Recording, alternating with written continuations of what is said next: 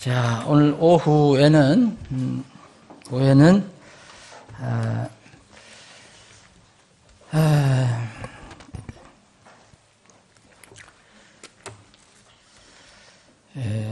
역사에 대해서 잠깐 좀 이제 성경과 관련해서 살펴보기로 하는 역사, 우리 히스토리, 그런 말씀이 있어요. 역사를 잊는 민족은 미래가 없다. 역사를 잃어버리는 사람은 스스로 멸망한다. 이런 말이 있어요. 역사에 관련돼서. 여러분도 지금 성경을 읽고 계시는데, 이제 벌써 오늘 4월 17일인가요? 그런 상당히 많이 읽으셨을 건데,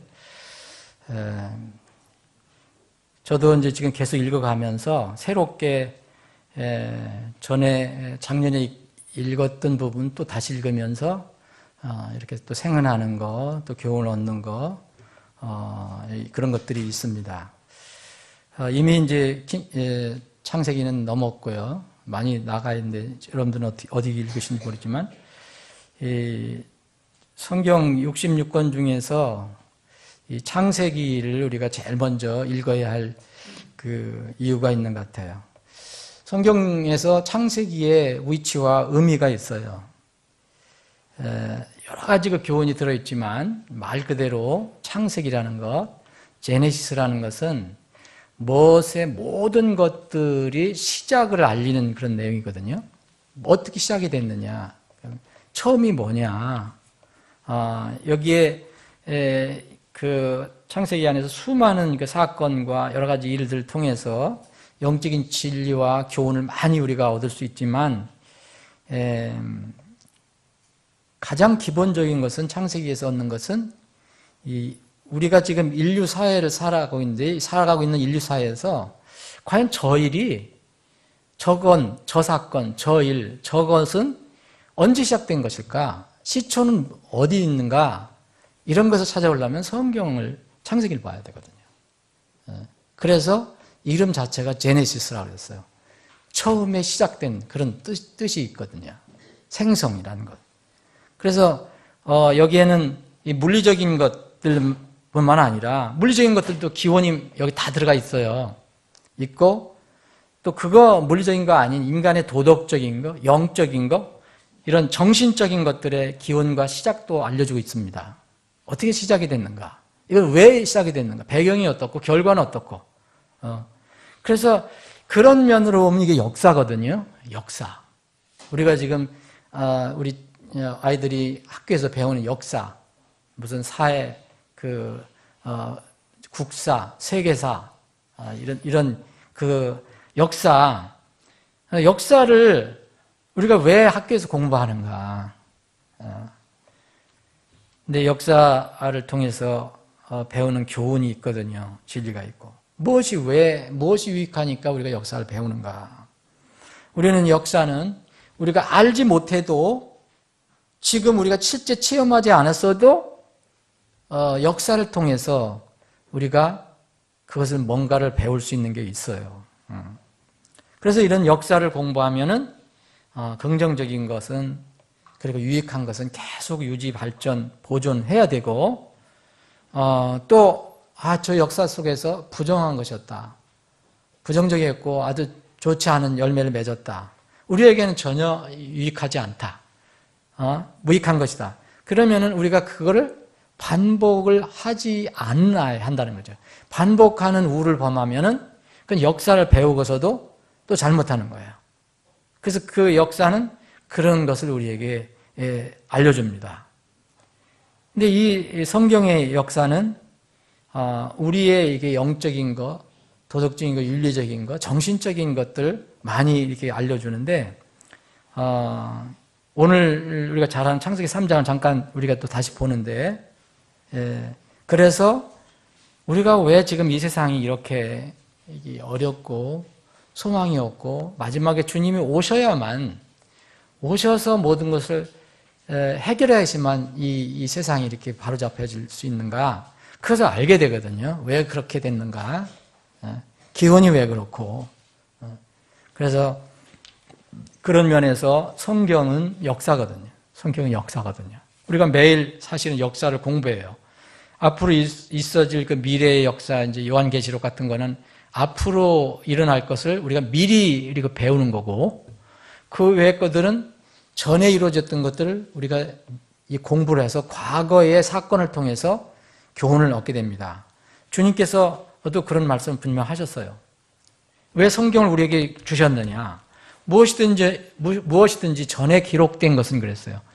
이 로마서가 쓰여지기 전에 여러분 어떤 성경이 있는지 여러분 아시죠? 신약성경 일부하고 이 구약성경. 무엇이든지 전에 기록된 것은 우리의 배움을 위하여 기록되었으니 그래서 러닝, 교훈을 얻으란 말이죠. 왜 기록하셨느냐? 우리 배움을 위하여 기록되었으니 이것은 성경 기록들이 주는 인내와 위로를 통해 소망을 가지게 하려면 그랬어요. 그 성경을 읽으면 절망을 얻는 게 아니라 성경을 통해서 절망적인 사건을 통해서도 우리는 소망을 가질 수 있다는 거예요. 긍정적인 것을 우리가 다시 취할 수 있고 부정적인 버리니까. 그래서 이 성경은 그렇게 해서 다 쓰여졌다는 거죠.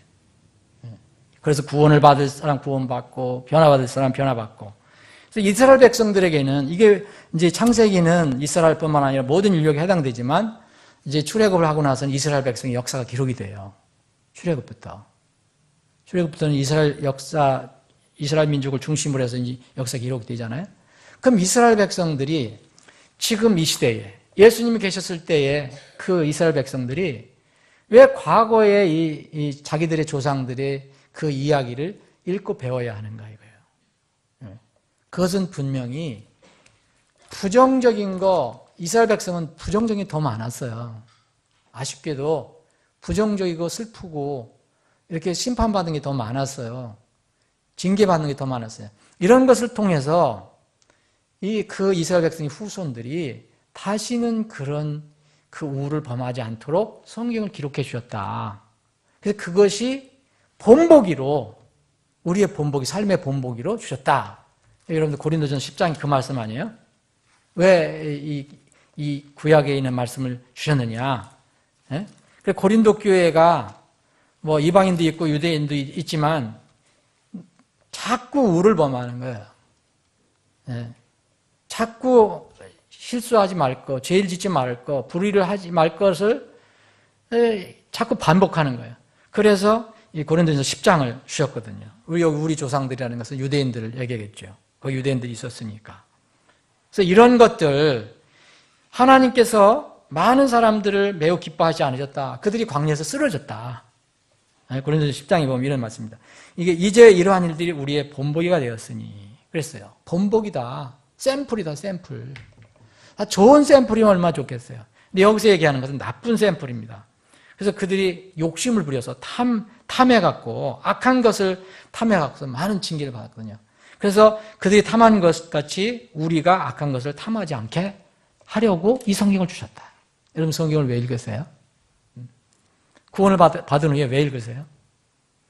구원을 받기 위해서 여러분 성경 읽는 건 아니잖아요, 이제.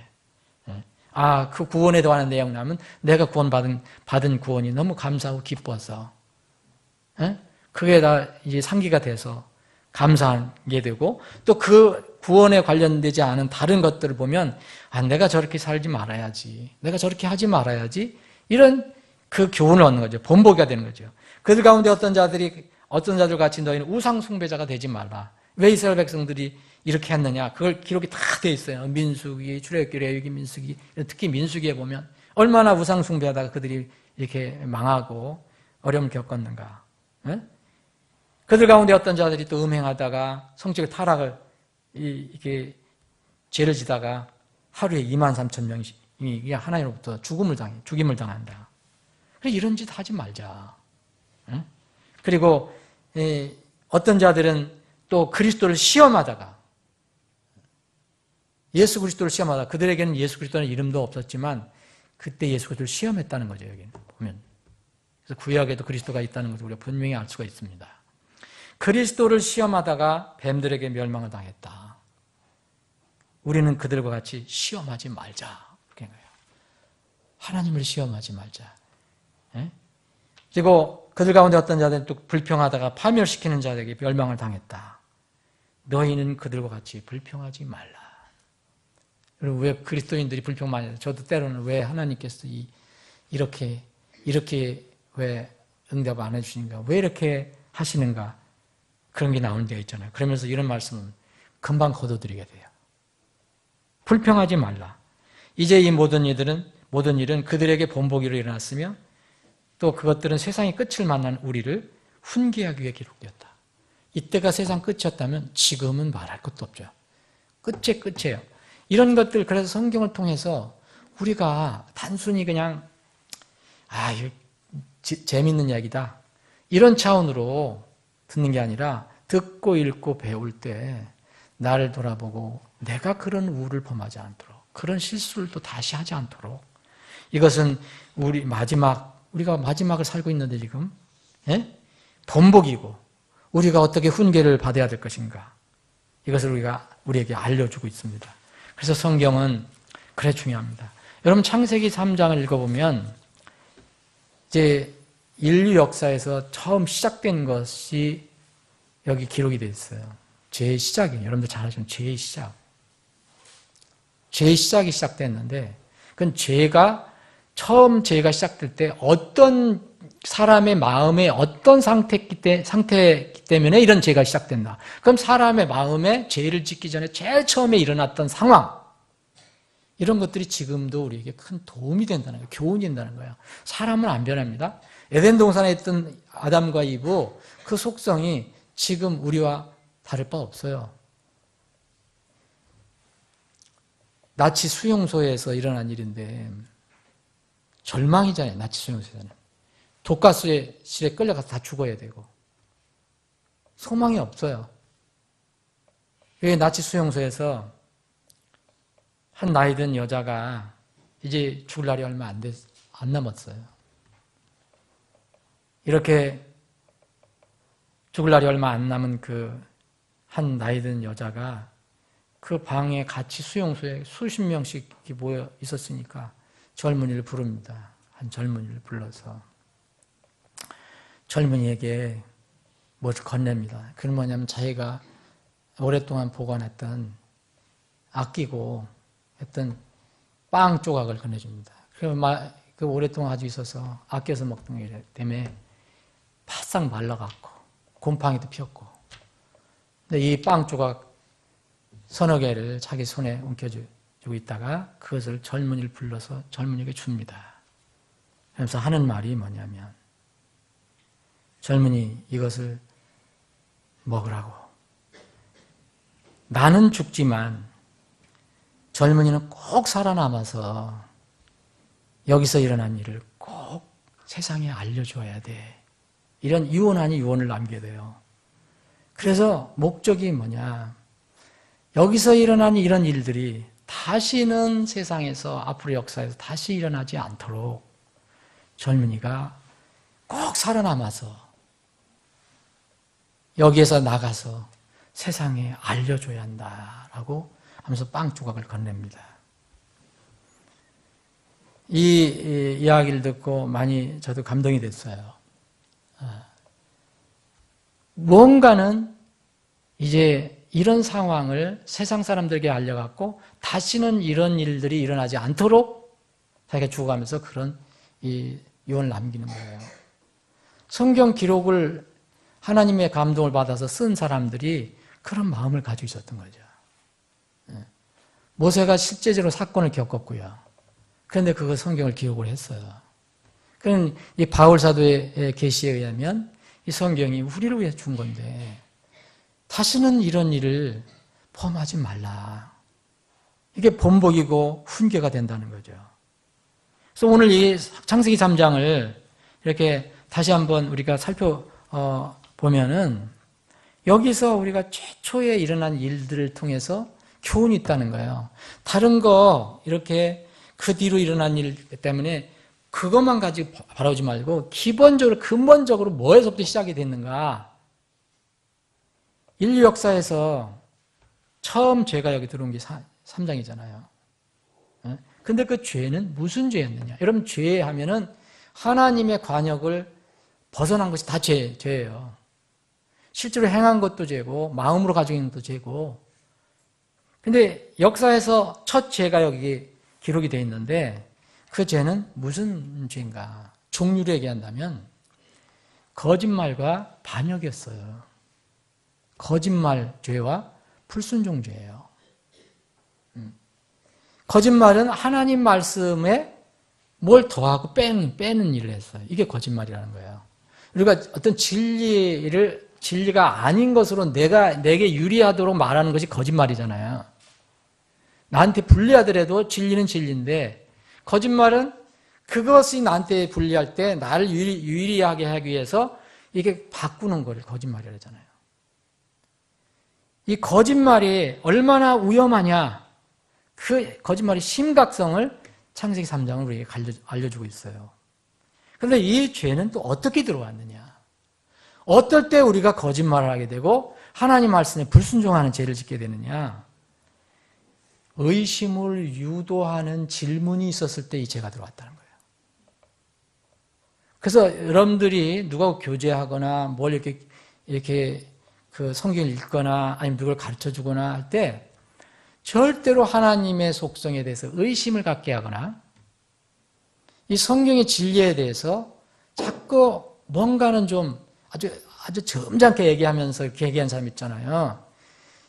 그러면서도 약간 이렇게 질문을 던져주는 거. 이건 굉장히 위험하다는 거예요. 이게 바로 여기에 하나님께서 창조하신 동물 중에서 이게 여기 성경에 이렇게 했어요. 뱀이 제일 이렇게 서틀하다 그랬어요. 서틀. 여기 영어로는 서틀인데 여기는 간교하다라고 번역했는데 이게 굉장히 머리가 뛰어나다는 거죠. 하여튼 어떤 그 상황에서 얼마나 잘 적응을 하고, 그래서 이게 원래의 히브리 말에 보면 이 서틀이라는 말이 너무 그 교묘해서 정체를 확실하게 알 수 없다, 이런 뜻이 들어가 있어요. 정말 뱀은 하나님께서 만드신 이래 들의 짐승 중에서 제일 간교하다.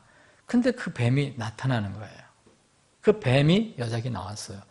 그럼 이게 이제 우리가 제일 처음에 우리 인류가 죄를 지은 상황의 배경이라는 거예요. 그럼 이게 우리에게 주신 또 교훈이라 생각한다면 이런 상황에 우리가 들어갈 수도 있고 우리가 이런 것을 조장해 줄 수도 있다는 거예요. 우리가 그 피해자가 될 수도 있고 우리가 나도 모르게 그렇게 될 수도 있는 거예요. 그런 것을 이게 주동적으로 할 수가 있다는 거예요. 내 말과 내 행동을 통해서. 내가 의도하지 않더라도. 뱀은 의도를 한 거지만. 이런 의심을 유도하는 질문은 아주 안 좋은 결과를 낸다. 이게 근데 이 첫 질문이 뭡니까? 이게 여기 성경에서요, 제일 첫 번째 질문이 이거예요, 바로. 뱀이 여자에게 물은 거예요. 3장 1절. 이것이 성경에서 최초의 질문이에요. 기원이야, 창세기. 기원인데, 어떤 질문이냐? 첫 질문이 바로 이건데, 여자에게 다가가서, 하나님께서 말씀하시는 건 분명히 아니까. 하나님께서 말씀하셨지. 근데 하나님께서 너희는 동산의 모든 나무에서 나는 것을 먹지 말라 하시더냐? 이렇게 질문한 거죠. 이게 하나님을 의심하게 하는 그런 질문이 됐어요. 그래서 이 육신의 욕심이 생긴 그 이브가 이 질문을 이제 끌려 들어가서 이제 깊은 죄까지 이제 이르게 됩니다. 피조물이요. 여기 잘 생각해 보세요. 여긴 창조주와 피조물이 있어요. 뱀도 피조물이고 여자도 피조물이에요. 2장에 창조를 하신 게 나와요. 그러면 여기 누가 지금 질문하고 서로 저기 하는 겁니까? 피조물이 하는 거거든요. 피조물끼리 하는데 누구에 대해서 하는 거예요? 자기들을 창조해 주신 창조주에 대해서 얘기하는 거예요. 자기들끼리 질문한 건 상관없는데 창조주에 대해서 질문을 던진 거예요. 이게 죄의 시작이 될 수 있어요. 배경이 될 수 있어요. 우리는 피조물이라면요, 하나님을 의심하는 그런 모든 것들은 다 죄로 돌아간다니까요. 내가 상황이 어떠하든 간에, 내 조건이 어떻든 간에, 내가 얼마나 살아계시냐, 하나님이 살아계시느냐, 안 살아계시냐, 이런 정도까지 됐어도 하나님의 속성을 의심하는 그런 마음을 갖게 되면 반드시 죄를 짓게 돼요. 하나님이 기뻐하시는 일을 하게 된단 말이에요. 육신을 따라가게 돼요. 이 첫 번째 질문은 만약 질문한다면 자기들끼리 질문을 했어야 돼요. 하나님을 대상으로 한 질문을 해서는 안 됐어요. 피조물 자신들을 위해서 서로 질문했어야 돼요. 이사야 대언자는 이런 얘기를 했어요. 우리는 진흙이다. 근데 어떻게 진흙이, 토기가 이런 그릇이 이 그릇을 만든 토기장이에게 왜 나를 이렇게 만들었느냐? 불평할 수 있겠느냐? 그렇게 항의할 수 있느냐? 이런 얘기를 했어요. 이스라엘 백성에게 한 얘기예요. 우리는 피조물이에요. 우리는 창조주가 아니에요.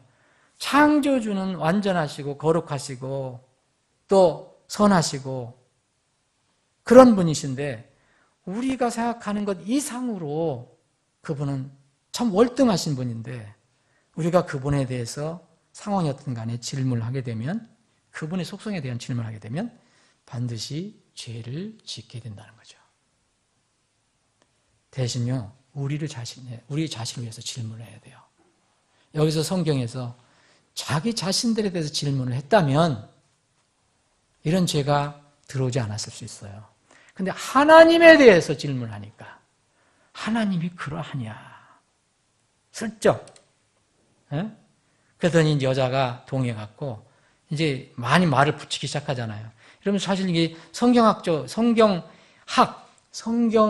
관해 성경 역사에 관해서 공부할 때 보면 성경학적으로 보면 2절, 3절에 보면 이걸 갖다가 이 성경을 이렇게 가감하고 더했다는 그 원론을 삼아요. 원로로. 자, 보세요. 하나님께서는 여기 2장에 보시면 어떻게 하셨는가? 그거 대비를 해보세요. 여기서 너희라고 한 말도 틀렸어요. 하나님은 너라고 그랬어요. 누구한테? 아담에게. 말 바꾸기 시작하는 거예요. 성경학적으로는 이걸 리덱션이라고 하는데 이걸 막 편집한다는 거예요. 성경학을 보면 그런 게 있어요. 사람들이 막 손대는 거. 자기 마음대로 손대는 거. 자, 보세요. 이 3절이 대표적인 거예요. 너희라는 말 없어요. 너라고 그랬어요. 여러분들 보세요. 하나님께서 아담에게. 이브에게는 직접 말하시지 않으셨어요. 아담이 이브에게 말하는 거죠. 머리니까. 그걸 먹지도 말고 만지도 말라는 말은 없어요. 하나님께서 이렇게 말씀하신 적 없어요. 더해놨어요. 자기 입장을 자꾸 드러내기 위해서. 이 뱀의 유혹에 자꾸 빨리 들어가요. 뱀에게 자꾸 이렇게 자기를 합리화시키는 거죠. 아, 하나님께서 만지지도 말라고 그랬어. 자기 동정심을 발휘하려고. 얻으려고. 하나님께 그렇게 말씀하신 적 없어요. 너희가 죽을까 염려하라. 너희가 아니야. 내가 죽는다 그래서 반드시. 그런데 여기서 또 빼놨어요. 반드시라는 말도 슬쩍 뺐어요. 그리고 죽을까 염려하노라 해서 그럴듯하게 만들어놨어요. 이게 바로 거짓말이에요. 하나님 말씀에 내 생각을 더하고 빼는 것이 거짓말이에요. 진리에 대해서 그대로 얘기하지 않는 것이 다 거짓말이에요. 거짓말 하면 꼭 결과가 나와요. 돌이켜야 되는데. 그래서 우리는 여기서 여러 가지를 할 수 있습니다. 시간 관계상 다 이 말씀을 안 드리겠습니다. 우리는 항상 진흙이라는 걸 기억하세요.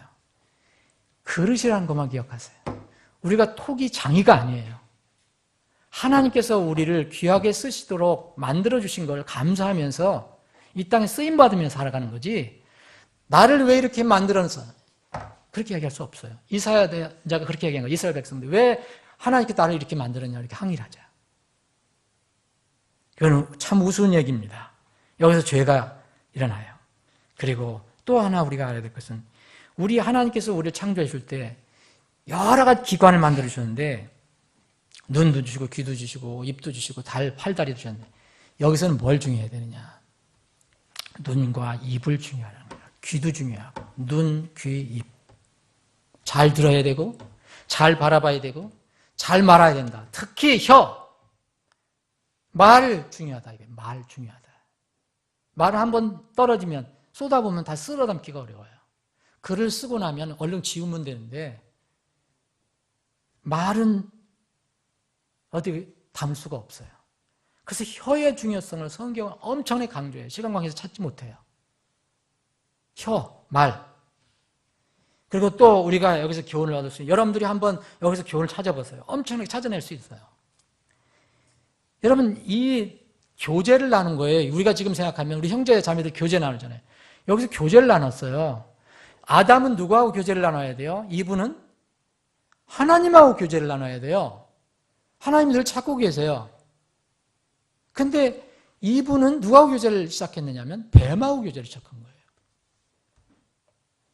이게 보세요. 교제가 이렇게 시작이 되면 죄가 더 된다는 거예요. 대화 혹은 교제 굉장히 중요하다. 여기 잘못하면 위험하기도 하다. 교제라는 것은 요한일서 1장에 있는 것처럼 항상 그리스도로 하는 거예요. 그리스도 안에서 하는 거예요. 세 번째로는 아까도 얘기했지만 성경의 왜곡. 이게 대표적인 성경학적으로 얘기하는 거예요. 피조물 사람이 하나님 말씀에 뭔가 이의를 달거나 이 의심을 갖게 하면 반드시 성경을 고치기 시작한다. 그래서 수많은 성경이 나온 거예요, 지금. 그건 성경도 아니죠, 그건 사실은. 저는 처음부터 끝까지 다 그게 잘못됐다고 얘기하는 건 아니에요. 마귀는 어느 부분만 바꿔요. 여러분 6절에 보면 여자가 본즉 그 나무가 먹기에 좋고 눈으로 보기에 아름다우며 사람을 지혜롭게 할 만큼 탐스러운 나무이므로 그랬어요. 이게 뭘 얘기합니까? 여러분 거짓말을 했잖아요. 앞에 거짓말을 했잖아요. 뱀하고 대화를 나누면서 하나님께서 하신 말씀에 자기가 더하고 뺐잖아요. 반드시라는 것은 빼버리고 또 반드시 죽는다 했더니 그럴까 하노라. 너에게 했는데 아담에게 했는데 너희들이라고 싸잡아서 얘기했고요. 여러 가지 거짓말이 있어요. 바꿨어요. 근데 이런 것은 뭐와 연결되느냐면 반드시 이렇게 하게 되면 정욕과 연결이 돼요. 육신의 정욕과. 거짓말은요. 진리를 위해서 선한 일을 위해서 정의를 위해서 거짓말하는 사람은 없어요. 자기 유익, 육신의 유익을 위해서 하는 거예요. 그러면은 이게 욕심, 마음의 욕심과 연결이 돼요. 그럼 결정적으로 이게 강해지면 죄를 집행을 하는 거예요. 자, 그리고 또 우리가 잊지 말아야 할 것은요. 마귀의 전략이에요. 마귀의 전략, 여러분 옛뱀이라 했잖아요. 아침 성경 공부 시간에도 얘기했잖아요. 이 로마 카톨릭 공부하면서 정말 흡사한데 로마 카톨릭이 정말 그 계시록에 나와 있는 그것이냐 아니냐라는 얘기가 있지만 이 옛뱀이나 큰 용이나 사탄이나 마귀나 사람들을 속이는 자나 똑같은 거예요. 똑같은 존재예요. 근데 그 마귀는 이 에덴 동산부터 벌써 사람한테 와서 이 전략을 피고 있어요. 그럼 여기서 여러분들이 마귀를 지금 우는 사자처럼 삼킬자를 찾아서 울부짖며 닿는 마귀가 있다고 그랬는데 믿음으로 대항하라고 그랬는데 이 마귀의 전략이 어떠냐 이거예요. 마귀의 전략은요. 간사한 뱀을 대신 이렇게 앞으로 내놔서 마귀 우리가 생각하는 것처럼 아이들이 생각하는 것처럼 뭐 이빨이 이렇게 나오고 뿔이 달리고 그러면 아무도 접근을 안 할 거예요. 말도 안 할 거예요. 그런데 가장 예쁘게 생긴 아름다운 뱀이 그전에 그랬다는 거 아닙니까? 그 뱀을 제시해서 이렇게 교제를 하는 거예요. 근데 마귀가 접근한 사람, 여기 이제 에덴 동산에 두 사람이 있어요. 아담과 이브가 있어요. 누구에게 접근했습니까? 이게 굉장히 중요한 거예요. 누구에게 접근했어요? 아담에게 접근하지 않았습니다. 이브에게 접근한 거예요. 아담은 직접 말씀을 받았어요. 이브는 그 말씀을 아담을 통해서 받았을 거예요. 그리고 아담과 이브는 태어날 때부터 하나님께서 분명히 어떤 특성을 주셨어요. 남자, 여자. 그래서 그 두 사람이 하나가 돼야만 완전체가 되는 거예요. 완전체. 그래서 결혼이 그런 거고요.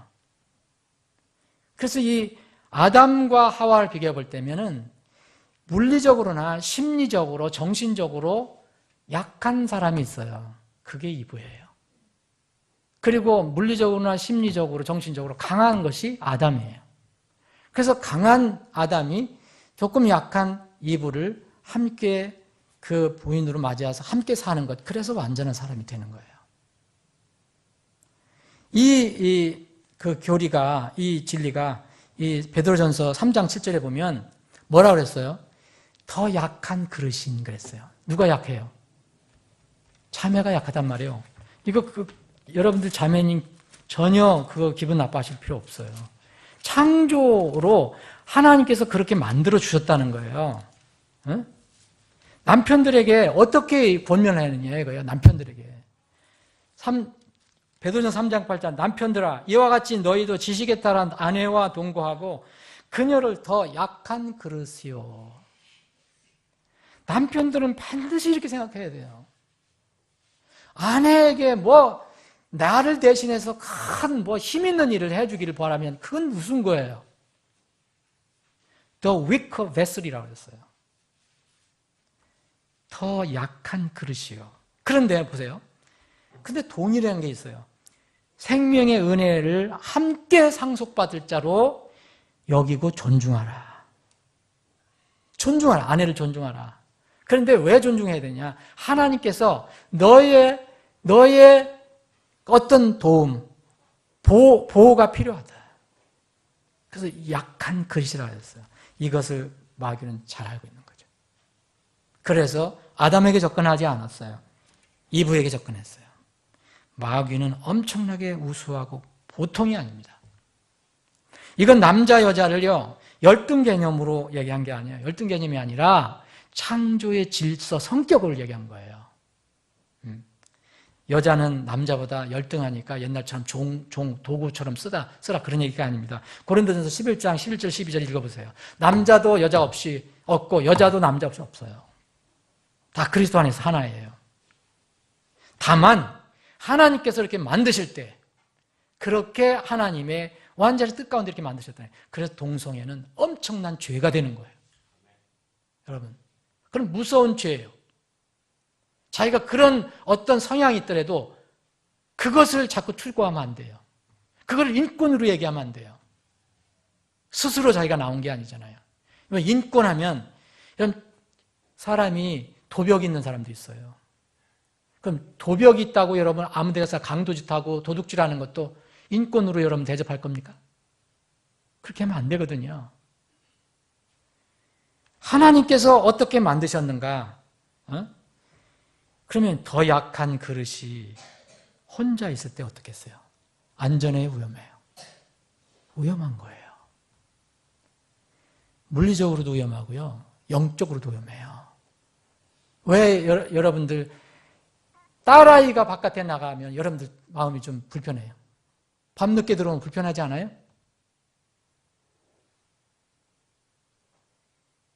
여러분 남자아이 그래도 좀 덜해요.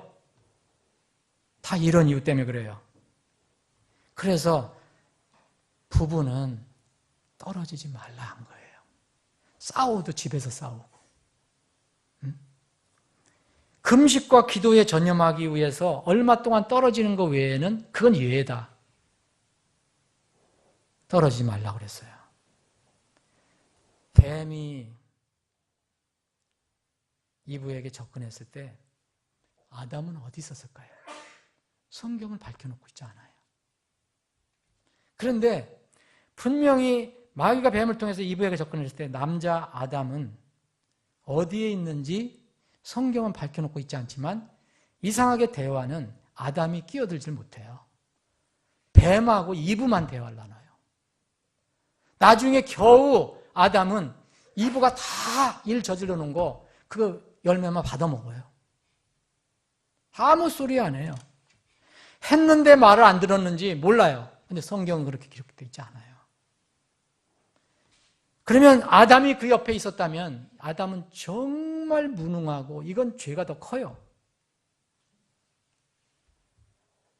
그런데 그러면 이브는 왜 혼자 있었을까요? 왜 혼자 있었을까? 마귀가 접근했어요. 이거는 아담의 책임이에요. 더 약한 그릇을 방치한 거예요. 이게 뱀의 간교한 전략 중에 하나예요. 그래서 하나님의 권위를 무시하고 훼손하고 파괴하는 죄예요. 아담의 죄 여러 가지가 있어요. 그거를 받아먹은 것도 죄지만 하나님 말씀 어긴 것도 죄지만 하나님께 처음부터 그에게 주었던 하나님께서 부여하신 자기 권위와 책임을 방기한 거예요. 여러분 창세기 2장 15절부터 이렇게 기록된 걸 한번 보세요. 얼마나 권한을 주셨는가. 그를 유기한 겁니다. 이것이 남자가 저지른 최초의 죄고 이것이 가정 불안의 비극이고 가정 비극의 씨앗이 됐던 거예요. 하나님의 말씀을 어긴 죄의 결과는 어때요? 그게 이런 3장 뒷부분에 있는 거잖아요. 여러분 하나님의 공의 거룩은요. 하나님의 심판을 피하게 하지 않습니다. 반드시 받아야 돼요. 벌거벗은 것을 알고 따먹고 나서 어떻게 해요? 죄 들어오면 이렇게 하는 또 이렇게 되거든요. 하나님을 피하는 거죠. 슬슬 피하죠. 왜 도둑질하는 사람, 강도질하는 나쁜 사람들, 술 먹는 사람, 왜 대낮보다도 대낮에서 먹는 사람이 있지만 왜 해가 지면 어두우면은 활동을 할까요? 하나님을 피한다고 생각하니까. 하나님을 피해서 숨어요. 그늘로 가요. 어둠으로 가는 거예요. 그리고 여러분 죄의 결과 보세요. 벌거벗은 걸 알게 되고요. 하나님을 피해서 숨고요. 이기적이 돼요. 사람이 이기적이 돼요. 죄 짓기 시작하면. 거짓말이 이기적이잖아요. 나는 이렇지 않은데 내 걸 갖다 다른 사람에게 덮어 쓰이는 거잖아요. 이기적이고 책임 전가를 해요. 남의 눈에 있는 티끌을 보면서 자기 자신의 것은 못 봐요. 들보는 못 봐요. 그게 여기 나와요. 12절부터. 여러분 보세요. 하나님께서 이제 모르시겠어요? 다 해서 이제 정리를 하셔야 돼요. 불러도 어디 있느냐? 그래서 벌거벗으로 숨어서 두려워 숨었습니다. 누가 벌거벗은 거 알려주었느냐? 누가 내게 먹지 말라고 명령? 그거 아는 거, 그 나무에서 나는 거, 내가 왜 먹었냐? 남자가 얘기하잖아요. 여러분, 이게 지금 이제 회복이 안 된 거예요. 이게 지금 가죽 옷을 입지 않았기 때문에 이건 죄의 어떤 열매가 나타나는가 보여줘요. 누구한테 밀어요? 하나님께 책임 전가하잖아요. 12절. 하나님께서 나와 함께 있으라고 주신 여자, 곧 그 여자가. 그 여자 때문에 내가 죄를 졌습니다. 이거예요. 하나님께서 왜 만들어주셨습니까? 왜 짝지어 주셨습니까? 이거예요. 죄가 그래요. 그리고 여자는 또 어때요? 그랬더니 하나님 이게 모르시는 게 아닌데 다 정리하시기 위해서 또 여자에게 여자가 그랬다 그러니까 여자에게 이르시되 도대체 네가 하는 건 뭐냐? 여자가 말해요. 뱀이 나를 속여서 먹었나이다. 누가 속였던 먹은 건 누가 먹은 거예요? 뱀이 먹은 거 아니잖아요. 자기가 먹은 거잖아요. 밀어요. 남에게 덮어 씌워요. 이게 죄의 그 모습입니다. 다 이렇게 나와요. 보면. 고통이 오죠. 여러분 죄 지면 반드시 고통이 있어요. 죄 짓고 그 사람 편하게 사는 게 아닙니다. 여러분. 하나님하고 해결하기 전에는 항상 그게 고통으로 남아있는 거예요. 고통이 와요. 그런데 주님께서 이제 뱀에게까지 보잖아요. 남자가 여자한테 핑계, 여자가 또 뱀에게 핑계, 뱀이 마지막을 걸렸어요. 뱀에게는 여러분 묻지도 않아요. 하나님께서 묻지도 않으세요. 그냥 선언하셨어요. 죄의 값을 이렇게 선언하셨어요. 저주를 받는다 또. 저주받는다. 그래서 평생도록 이제 흙을 먹고 배로 기어다닌다. 그래서 뭐 모르지만 성경학자들은 그래요. 뱀이 엄청나게 아름다웠기 때문에 이렇게 서서 다녔었다. 이때까지. 그럴 땐 징그럽지 않았는데 이 배로 다 깔고 다니니까 이제 징그러워 보였다는 거죠. 모르겠어요. 어쨌든 이때 이 하나님께서는 이렇게 얘기했었어요.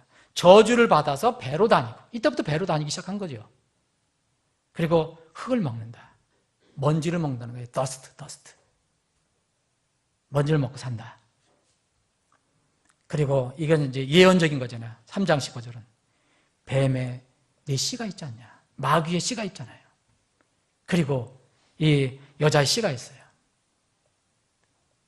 바로 마리아를 통해서 오시는 그 주님. 이 관계를 얘기하죠.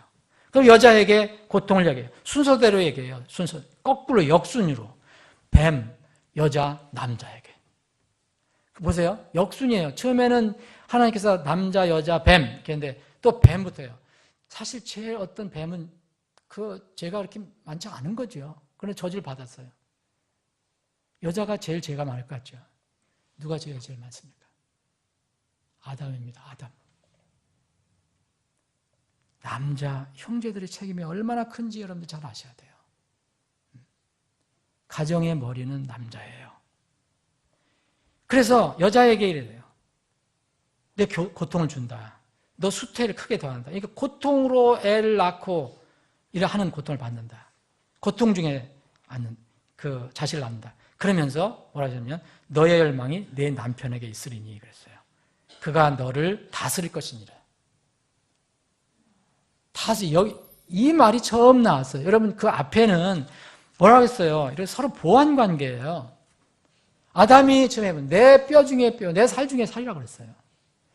그 살이 없으면 자기는 완전하지 못하다는 거예요. 근데 여기서부터는 아담이 이제 이런 과거 때문에 다시는 이런 저기를 범하지 않기 때문에 아담이 그 이불을 다스리는 그런 위치에 서야 돼요.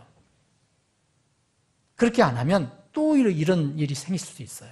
그래서 너를 다스릴 자가 바로 내 남편이다. 그렇게. 이 여자가 이게 요새 여자 인권 얘기하는 사람 보면 또 공격받을 수 있는데 여자가 남자의 말을 안 들으면요 가정에서도요 그 가정은 어려워지는 거예요. 자, 아담에게 얘기했어요. 아담이 마지막에 이제 아담에게 왜 이렇게 길게 얘기했어요? 아담에게 직접 너라고 하면서 명령을 주셨기 때문에 그래요. 아담에게는 보세요. 여자는 딱 한 절이에요. 아담 보세요. 17절, 18절, 19절. 아담이 제일 큰 징계를 받습니다. 그리고 이브도 죽지만 아담에게 마지막으로 너는 흙으로 돌아갈 것이라는 선언을 해요. 여자는 당연히 해요. 왜 그래요? 내 살 중에 살이고 내 뼈 중에 뼈예요. 자기 몸에서 떼어서 만들었기 때문에 아담 죽으면 죽는 거예요. 남자와 여자 관계가 재정립이 됩니다. 죄가 들어오고 난 뒤에.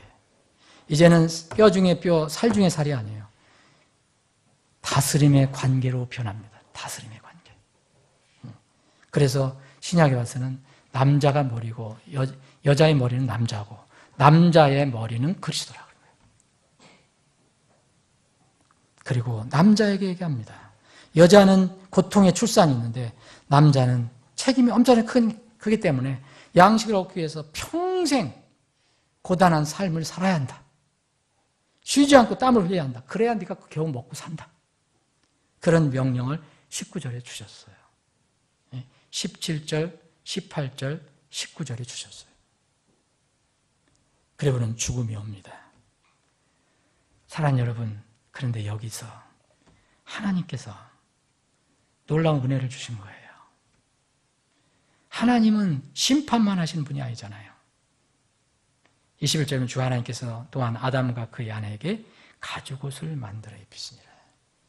무화과 잎을 만든 옷을 자기들이 만든 것을 다 정리해 주시고 하나님께 친히 만드신 양을 잡아서 만드신 양이라는 말은 없어도 가죽으로 했잖아요.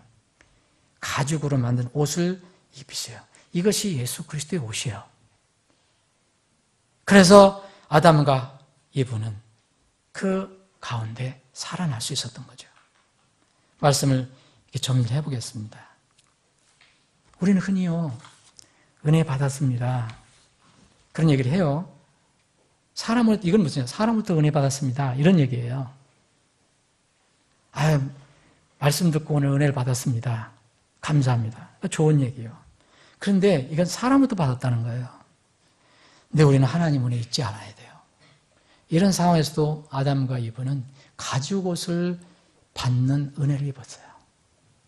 정말 죽어 마땅할, 심판받아야 마땅할 가죽옷을 이제 선물로 받았어요. 이게 하나님의 은혜요, 긍휼입니다. 하나님의 은혜를 이렇게 이 세상 살아가면서 거의 얄궂은 그런 세상의 것과 비교하면 안 돼요. 비교하는 것 자체가 신성모독이에요. 하나님의 은혜, 이 긍휼로 매일 우리는 살아갈 수밖에 없어요. 여러분, 어떤 분이 말씀을 듣고 은혜 받았습니다 하는데 제가 그분의 그 은혜로 그분의 생을 책임질 수 있습니까? 못 줘요. 하나님의 은혜로 사는 거예요. 그리고 우리가 기억해야 될 것은 선과 악을 아는 선악 지식은요, 우리에게 소속된 게 아니에요. 선악 지식의 열매를 왜 먹지 말라 하셨나?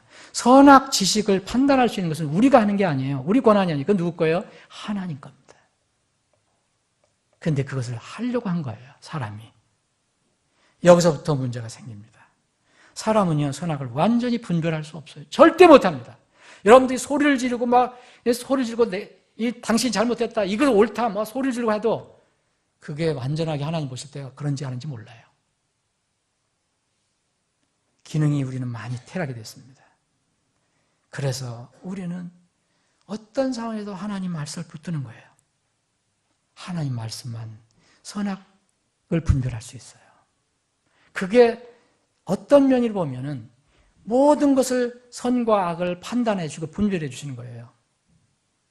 하나님께 있는 거예요. 내가 먹으면 안 돼요. 하나님께서 우리를 주셔야 돼요. 사랑하는 여러분, 험하고 어지럽습니다.